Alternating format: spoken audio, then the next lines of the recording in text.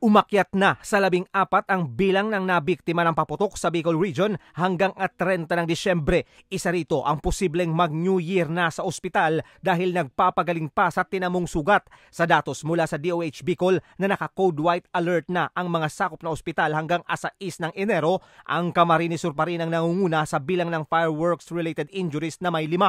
4 naman ang naputukan sa Camarines Norte. Sa Albay na may 3 kaso at Legazpi City na may 2, nakahanda na ang Emergency Department ng isa sa 10 sentinel sites ng DOH na Bicol Regional Hospital and Medical Center sa magpapagamot ng mga biktima ng paputok.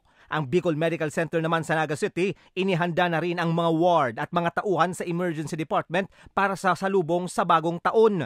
Nakipagpulong na rin ang pamunuan ng ospital sa BFP at PNP para sa Oplan paalala iwas paputok nito. Sabi ng Camarines Sur Police Provincial Office, papalo na sa 300 piraso ng boga ang nakumpis kanila.